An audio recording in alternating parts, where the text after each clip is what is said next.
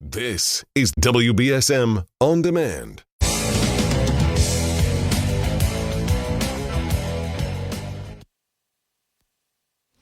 Good morning. Good morning. So I want to thank Charlie Murphy and the rest of the crew from Fairhaven for coming in and explaining what's coming up at town meeting, and hopefully that was very informative for all of you who have concerns about what's happening in Fairhaven. We're now joined by the Mayor of New Bedford, Jon Mitchell. Good morning, Mayor Mitchell. How are you, my friend? I'm doing all right, Chris. Oh, what am I doing here? Hold on. There you go. Careful. All right, should I say good morning again? Now say good morning. Good morning again, Chris. So when I have all these guests, I think some of those microphones might be open. Anyway, we'll figure it out. We'll figure it out. Got a hot mic somewhere. Somewhere, right? So, Mayor, what was your reaction to the election?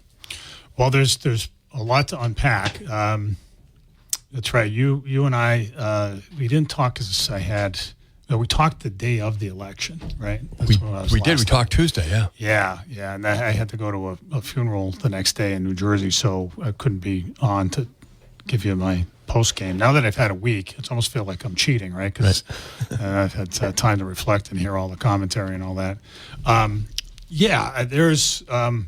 There are lots of reasons for the result, and I think it's what happened nationally was interesting. A lot to unpack there, and what happened locally was interesting as well. Nationally, I think so. There were lots of reasons for what happened. As a Harris supporter, I was obviously disappointed in the result. I wasn't shocked, but I was disappointed, and I'll just say right up front that as mayor of New Bedford, my concerns begin and end with the residents. Begin with the residents of our city, right? And so there will be opportunities to work collaboratively with the new administration. We did that when Trump was president last time. We made some headway on some environmental issues and some fishing issues. And then there'll be other times when I'll just say I think he's wrong, and when I think the policies are inconsistent with the interests of my city, then that's the way I approach it. It's frankly the way I approach it when there's a Democrat in the White House. We said, for instance, when the Obama administration wanted to put a wind farm in a heavily scalloped area off of Long Island, we objected to it, and we ended up suing the Obama administration over that. So it's not. So look, even though I'm a Democrat, I am a mayor first. Right. So that is my approach all the time. We try to maintain good relations with whoever's in office, either in Boston or in Washington. So I just wanted everybody to know that up front. As far as the election goes, I think, look, it's there's been a lot of discussions about the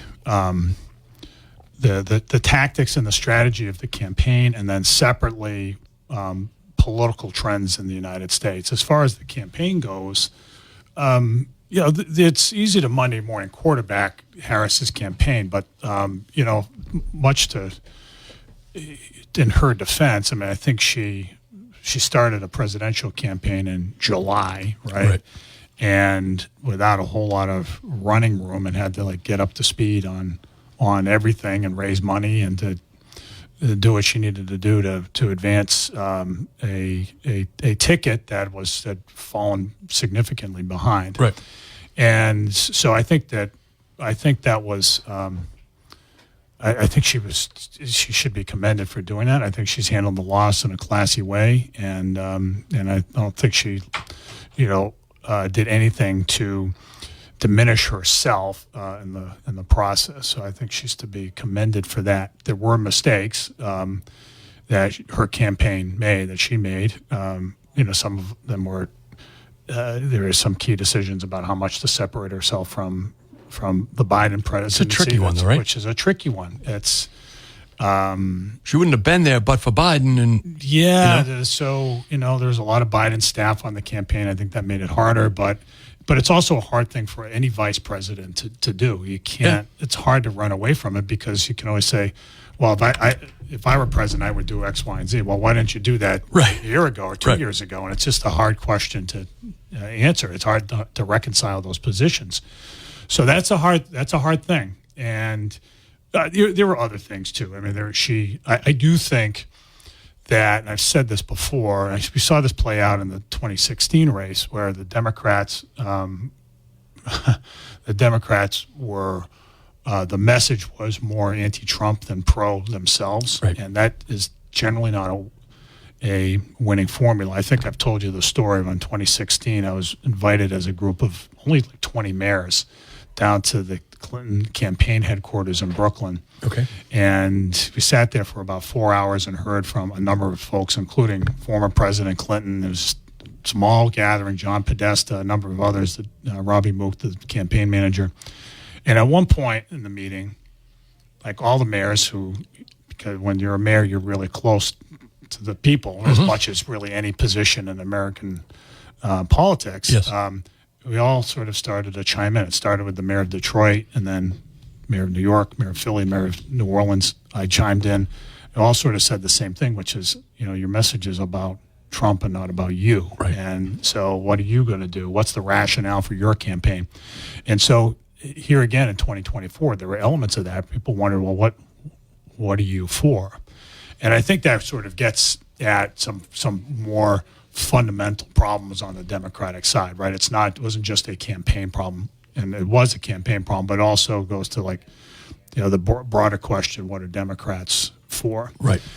And I think that was somewhat that the uncertainty of the positions of the party, I think, are now starting to be wrestled with. Is the party too far out of touch with people? They are out of touch just on economic issues, but also on cultural issues. Right. And I think the answer is, it's of course both. Yes. And so and it's cumulative. If you think that nobody's listening to you about the fact that groceries are getting more expensive, or that it's unfair that the federal government just sort of wiped away the student debt of some 20-somethings, but not others. Right. Is that unfair? And then there's the cultural issues that we've talked about here about having to do with identity politics and all that. I think the cultural issues tend to follow the economic issues. When there are significant economic differences between groups, the cultural issues start to settle in as well. You find other things that are different about people. Okay. And so that stuff has to get worked through. But there were a lot of people who voted the other day for Trump, last week for Trump, who had significant misgivings about Trump, but and they voted for him nevertheless because they weren't buying what the Democrats were selling. Right. Economically, on economic issues or on cultural issues, and I should say the non-economic issues, because you could look at like public safety as a non-economic issue generally, right? There's economic implications of public safety, of course. Sure. But it's not a direct pocketbook issue. But you look at some of the crazy DAs around the country, and you think, and that tends to, and all the crazy people who suggested that the government should defund the police. Right. That continued to hang over Democrats. I mean, this stuff piles up over time, and it's very hard to shake. I think it's been very hard to shake. For the Democrats to shake this out of touch label, and you allow people to talk about defunding the police, when you have district attorneys who think that nobody should go to jail. Right. As a former prosecutor, to me, that's like, what? It makes no sense. Right. So all those things add up, and then you look at it, just to come back to what it looks like locally. You and I talked about, I think I'm not that good at political predictions, but I'm kind of, if I can toot my own horn, I think I got this exactly right. No, I think you did. Everybody around here, I said that all of New Bedford suburbs would go Trump. They pretty much all did. Dartmouth, and with 17,000 votes cast, Harris won by 31 votes. You said it off the air. You told me that he would win. Yeah. Done. And then in Fairhaven, very, very close too. Yes. Harris barely won. And then everybody else, all the other ones, Trump won. And then in the city, I said, he'll win Ward 1. Yes, he did. And, Ward 2 was surprising. And I said, well, the northern parts of Ward 2, right? So 2A, 2B, which are more used or less to be Ward 1, right? Yeah, because the line for Ward 1's moved up northward over the years. But it's all sort of in the same general part of the city. He won the two most heavily voting precincts in Ward 2. Right. And I said he'll get between 40 and 45% of the vote in the city citywide. And I should have played. You should have played that. I should have played the lottery. You should have bet Jimmy DeMello. He was taking bets on the election. You should have bet him. Yeah, but I say all that because look, a lot of those Trump voters vote for me, and they vote. I try to. I'm a mayor. I try to just execute. I go out and try to do the best I can to make the city run. Right. And I think there should be more candidates who just do that. Let's just get stuff done. Right. That should be the message. And from anybody who wants to serve, it's not about you. It's not about these sort of broad ideals, with exception, I think. But it's or about particular interest groups.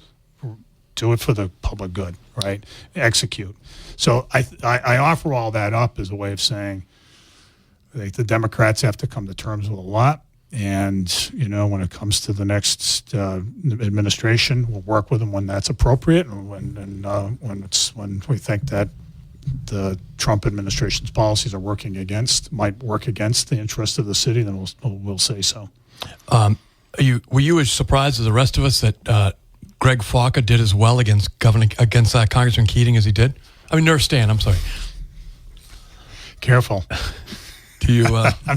I'm not taking that bait. Okay.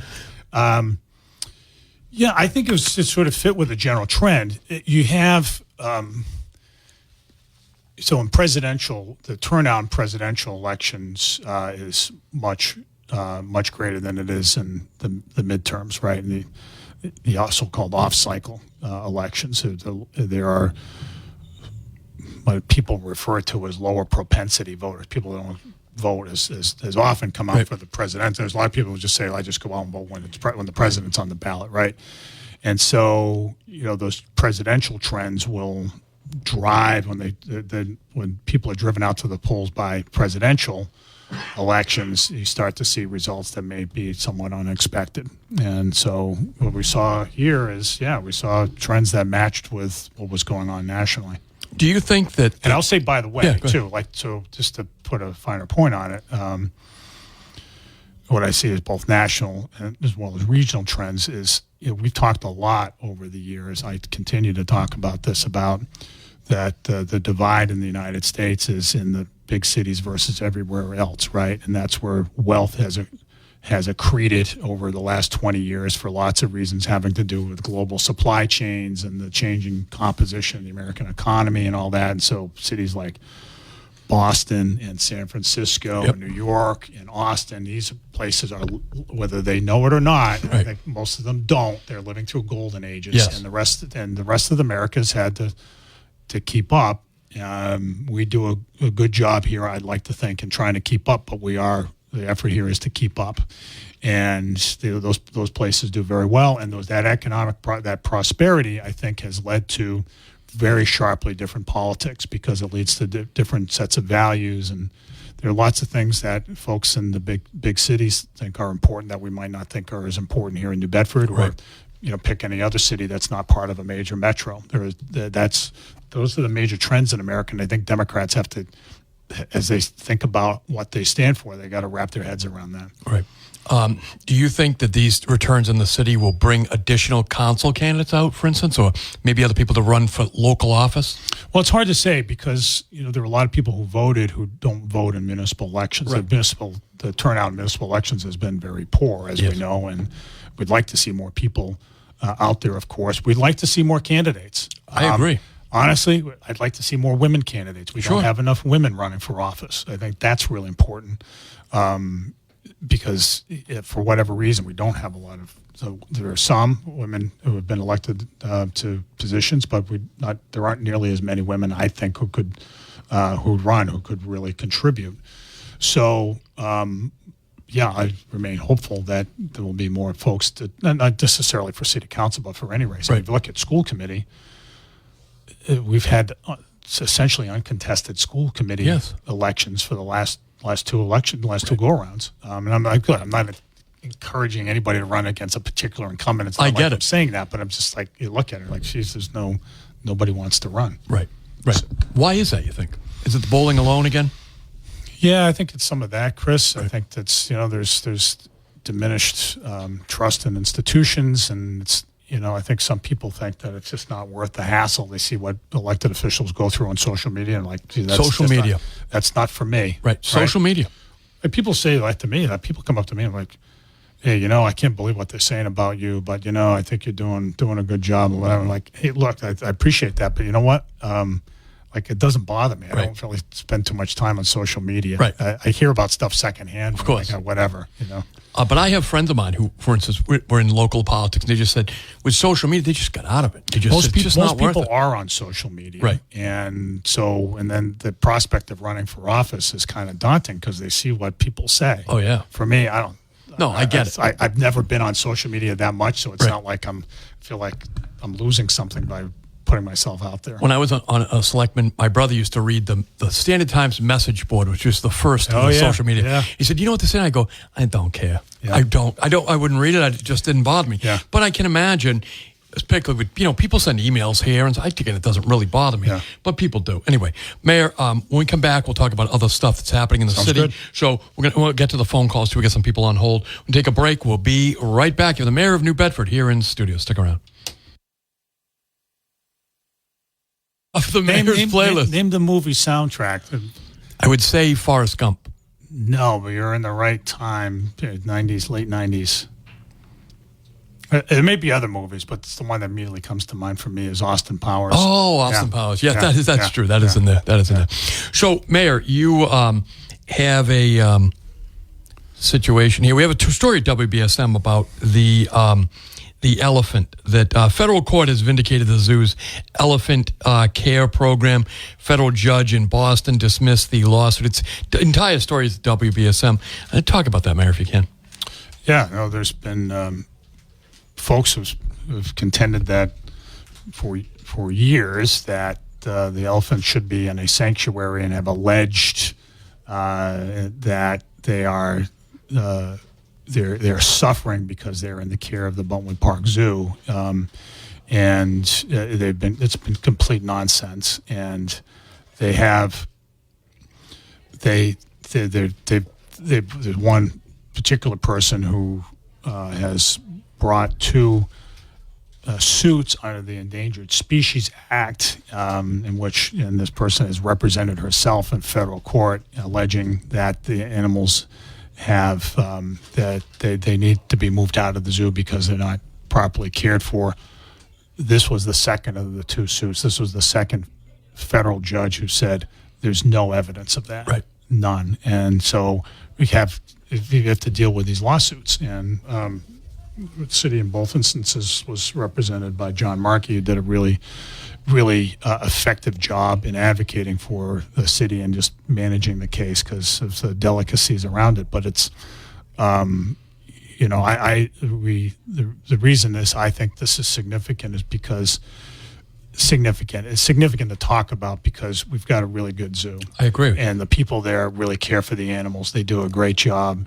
And they frankly don't deserve to be sued and accused of doing this or that when there's no basis for it at all. I encourage people to go to WBSM.com and read the story that Tim wrote so you get a real idea of, I think in that story he gets a real sense of this person who's bringing these nuisance lawsuits, I think they are. But because the city zoo is really a gem for the city. Well, it is, and for the region, for the region for sure, and it's the American the Association of Zoos and Aquariums years ago said, not in the distant past, that it's one of the best small zoos in America. It is. It's a It is very well run. It is the most attended tourist attraction in all of southeastern Massachusetts by far. You know, more than the Whaling Museum, more than Battleship Cove, more than anything else. And so it has served the city well, and we're lucky to have the zoo. And as I said, we're lucky to have the employees over there who really care for the animals well and enable a whole lot of school children to learn in ways that are not available to them in an ordinary classroom. I can tell you that the various times I've worked outside of the area, up in Boston, people would say, "Where are you from?" I'd say, "The Freetown or Fairhaven." They say, "Where's that?" And I'd say, "By New Bedford." And they would say, "Oh, I brought my kids to the zoo down there. It's a great zoo." And they talk about the zoo for 10 minutes with you. Yeah, for sure. It brings in a lot of people, and for me, I've had a long. That's why it's always weird to me when Maria Jester cuts the food budget over there for the animals. But anyway, so we have the mayor of New Bedford here in studio. I love those animals. I don't want she wants to starve them. It was going to be a food budget cut, but anyway. So we have the old police station and the fire stations to become housing developments. Mayor, talk about that. Well, they become apartment buildings, right? So we have. Our older fire stations, the ones that we've replaced, same thing with school buildings in the city. They've got to become repurposed, right? They're really nice buildings. They just don't serve well their intended purposes, whether they're fire or police stations or schools. And so we've put them out to bid. We've done it a couple of times recently. We've had a couple of rounds of bidding on Fire Station 9 on Brock Avenue, the former South End Police Station on Cove Street, as well as former Station 3 on Kempton Street. Okay. And they didn't get any bites, but now with the housing market having firmed up, there's been interest in those buildings, and so we've got some promising developments that will go in there. It's essentially they're going to become apartment buildings. Right. So they'll go on the tax rolls. Those buildings will be preserved, and there'll be housing units available to people who need housing. So I'm glad that's worked its way out, and that's a great reuse of those types of buildings. You see it all over the country. You really do. Fire stations that were built, as many of ours were in the early 20th century, even before. In the case of, we've had one Station 6 and that we're still using for other purposes on Purchase Street. This was built in 1886 during Chester Arthur's administration. Really? Yeah. It was closed as a fire station just 4 years ago. But you see in cities around the country doing some really terrific stuff with fire stations. A lot of them become apartment buildings, but right. When the market allows for it, some of them become restaurants and so forth. So we're open to those kinds of reuses, but more than anything else, we want them to be preserved, and we want to put them on those buildings on the tax rolls. So this is the build out of the housing plan that you came with a couple of years ago. Yeah, this is one of the things that one of the tenets of the plan, that we're going to make good use of public property to make more housing units available. 508-996-0500. We've got some bunch of people on hold. Let's go to the calls. Good morning. Thank you for holding. Is it me? That's you.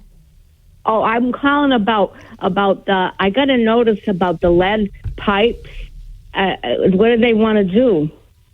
They want to get the lead out. That's what they want to do. So we're replacing, the city is replacing the lead pipes that go from the street into your house.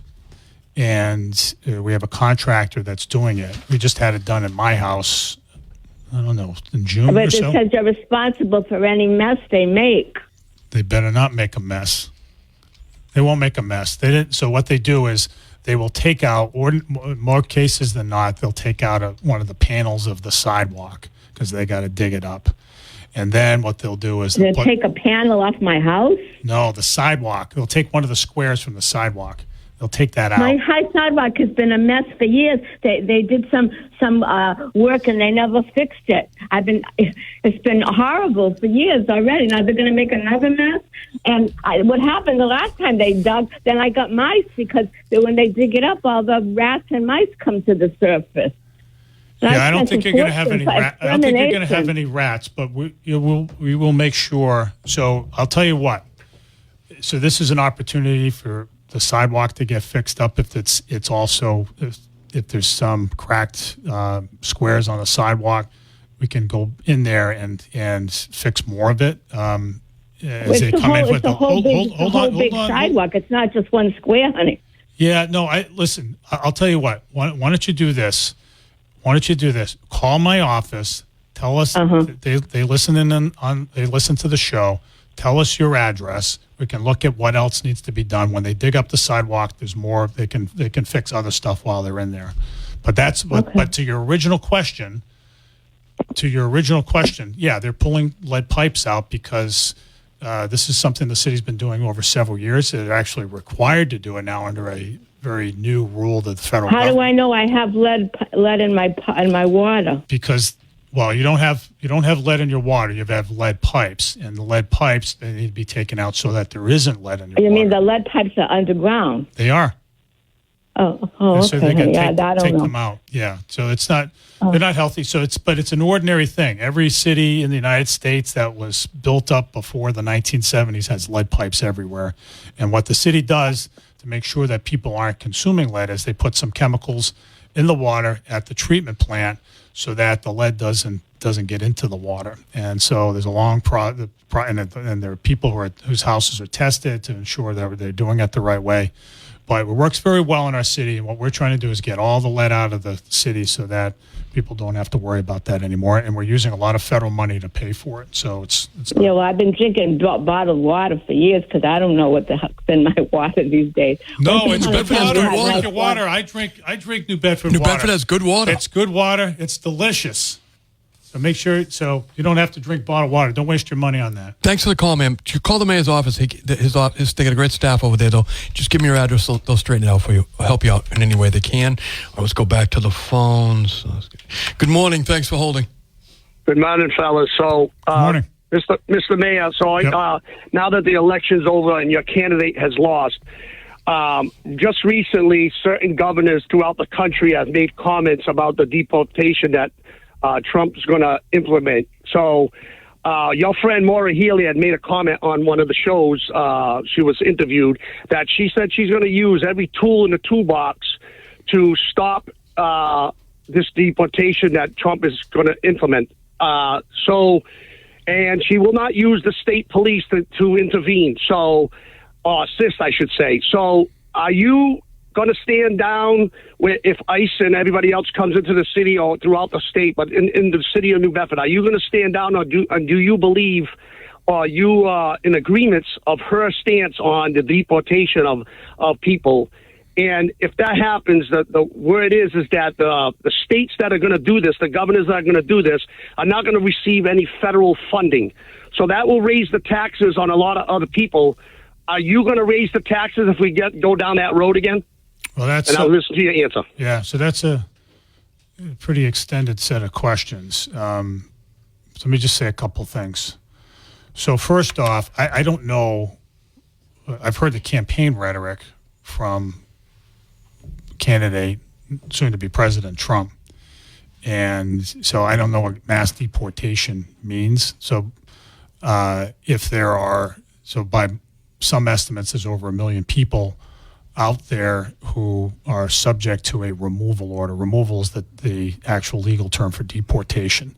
So, like if there are people out there who, about whom a immigration judges said, you got to leave the country, then they got to leave the country. And I say that as somebody who prosecuted folks who ended up getting deported. So that includes people who are involved in drugs who were deported to countries to the south. They include Chris. I prosecuted this Chinese couple who are for of all things insider trading. Really? And they were deported. The wife was deported. The husband was a U.S. citizen.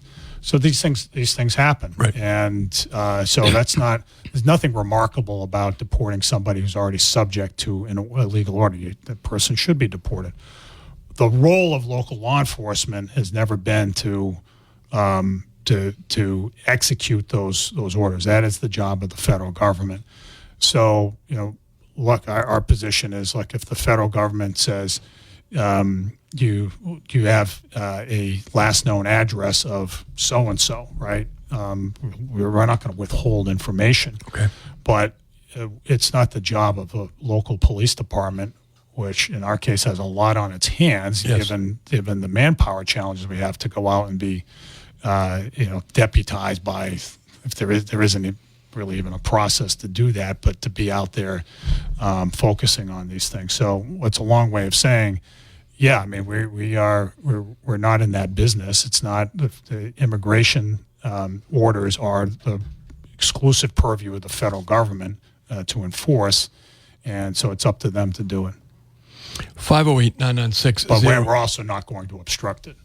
I think that's the important difference, right? In other words, if your police come across people in a drug raid, if they're illegal aliens, you'll report them to the INS, whatever it works. How does that work? Well, if they are arrested and they go before a judge, and the judge will ask about their immigration status, and there's no mechanism to say to report them directly. What the judge should do is the person. And this is open up a whole other discussion about what state judges do when they hold people. That if the person is a risk of flight, yes, they should be held, and if that person doesn't have an immigration status, that person is a risk of flight, and so the judge should be holding them. That's the way it should work. Let's see what we got here. Good morning. Thanks for holding. Good morning, Chris. Good morning. Good morning, Mr. Mayor. Good morning. Thank you for taking my call. You've been in office for quite a while now.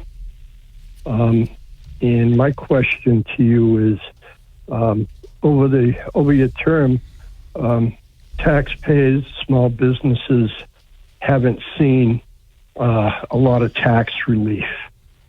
What can you do with this upcoming budget that could provide tax relief to small businesses and homeowners? And I'll listen to you. And once again, thank you for taking my call. Yeah, you bet. Yeah, so there's been a great deal of pressure on the city's finances over the years, and it has primarily come from three sources. It is the city's matching obligation to the school department's budget, which has gone higher. It is the heightened cost of pensions, and it is health care. Those are the things that have been driving it. And so what I've said is, like the city council and I've gone back and forth about this. We have proposed health care reform some 4 times now. There's a statute that the city council can accept that would relieve us of a considerable amount of our financial obligation to pay for health insurance that would not undermine the coverage of city employees. As I've said before, I'll say it again, in southeastern Massachusetts, it was only Somerset and New Bedford that had not accepted this statute. And I've put it in front of the city council again and again and again, and the city council has refused to take it up.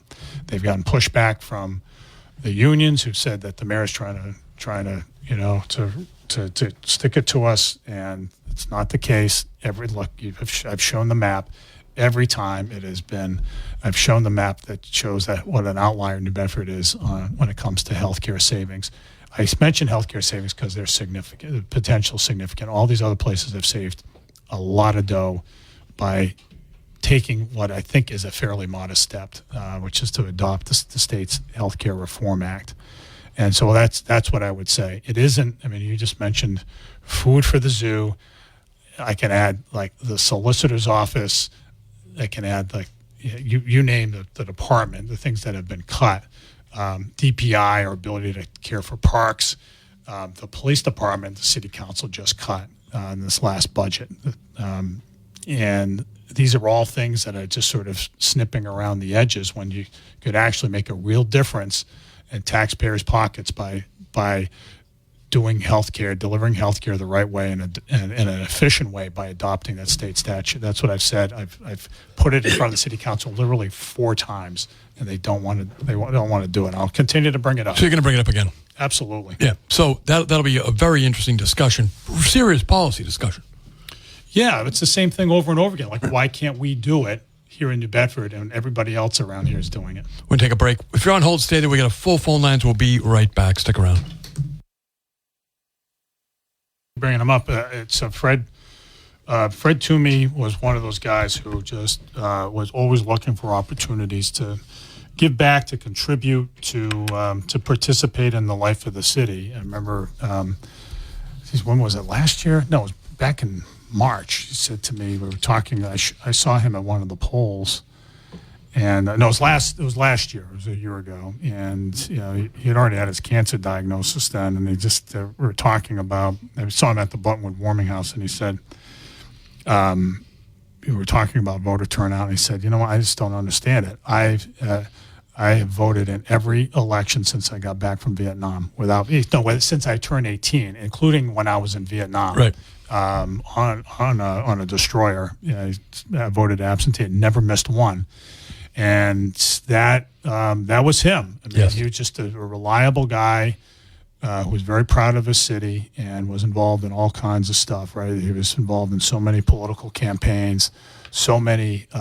He was on the board. He taught at Vote for a number of years, but was on the board for many years and contributed mightily. And if you drive by the Siemens Bethel, you know that Fred Toomey, along with Bruce Olivera, just did a fabulous job bringing that building back to life. That was about it is a New Bedford icon, and it was about to fall apart. The sill was gone. There was all kinds of basic structural issues with that, and he just took the initiative to say and had the expertise, the building expertise, to lead a renovation that is a huge success. And so he was a friend of a lot of people, I'm sure, who are listening, and absolutely he will be missed.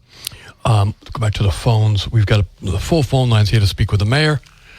Good morning. Thank you for holding your live with the mayor. Yes, good morning. Good morning. My question to the mayor is this.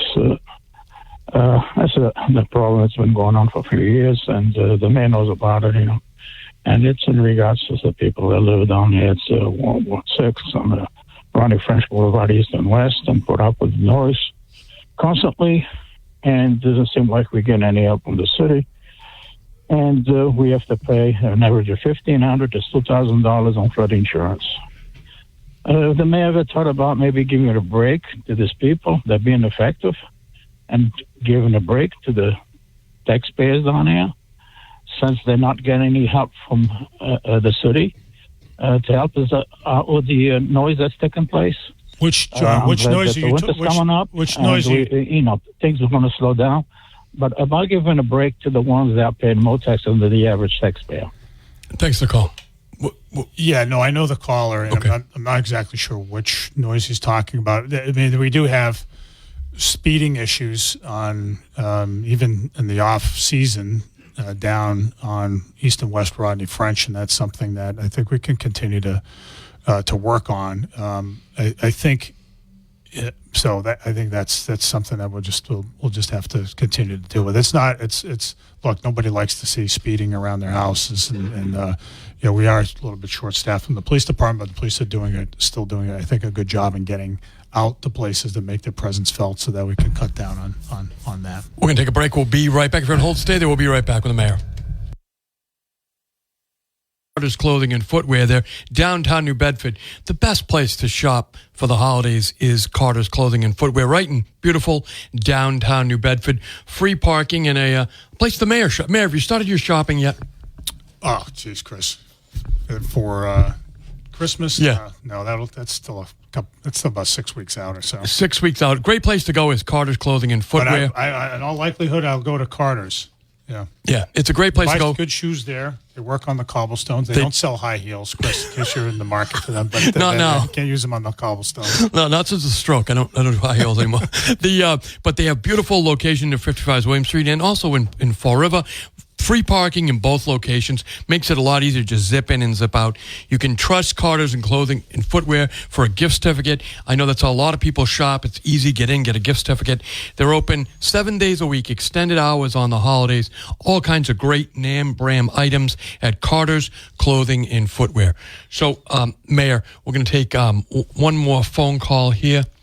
Good morning. Thank you for holding. I saved the best for last. Uh-oh. Oh, my goodness, thank you. I was so worried I wasn't going to get through. I wanted to let you know, good afternoon, Mayor. Good afternoon. I just want to let you know that the land surveyors were in my area yesterday and the day before on Old Pleasant and New Pleasantville Road. They left one of their land surveying equipment out there, and it's been there since yesterday afternoon. What do you figure? Did you try it? Did you start it up? No, but you know what? Take it It for a looks like spin? it's weighted down pretty good. But I just wanted to let you know it's So she been there. tried.